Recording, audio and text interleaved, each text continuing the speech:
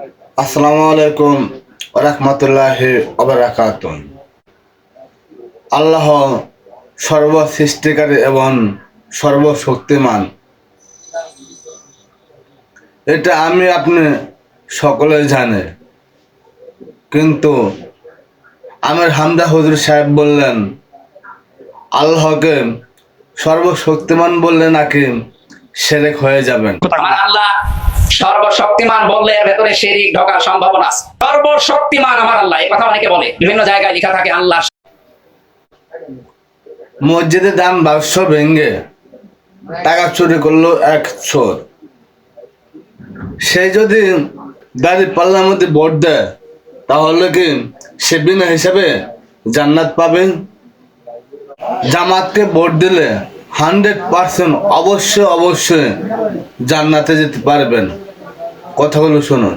জামাতে ভোট দেওয়া মানে জান্নাতের টিকিট অবশ্যই পাওয়া যায়, অবশ্যই 100%। আগামী নির্বাচনে হিন্দুরা দেখাবে হিন্দু মানে দাড়ি পাল্লা, হরে কৃষ্ণ হরে বল, দাড়ি পাল্লা টেনে তো। সে বলছে হরে কৃষ্ণ হরে বল, দাড়ি পাল্লা টাইনা তোল। হরে কৃষ্ণ হরে বল বলে ইসলামের বিজয় হবে? নাউজুবিল্লাহ বলি, হরে কৃষ্ণ হরে বল বলে ইসলামের বিজয় করবে?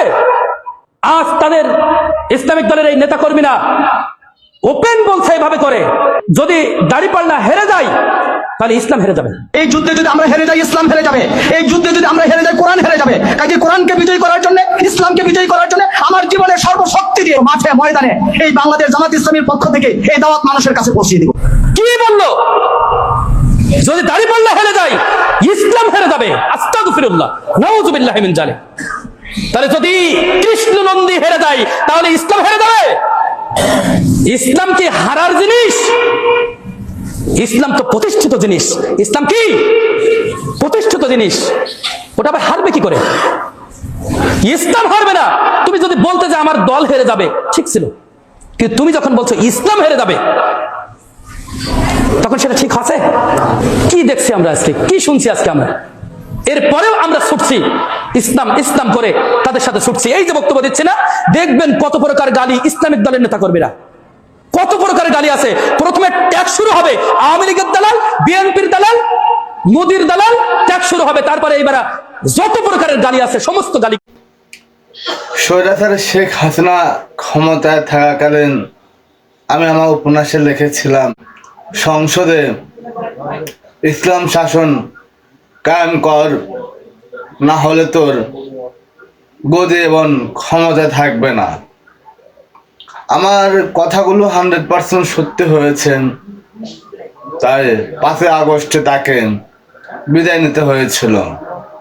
আমিও চাই দেশের মধ্যে, বাংলাদেশের মধ্যে ইসলাম শাসন কায়েম হোক, কোরআনের শাসন প্রতিষ্ঠিত হোক, বেনামাজি নামাজি হোক, সন্ত্রাস মাদকমুক্ত বাংলাদেশ চাই।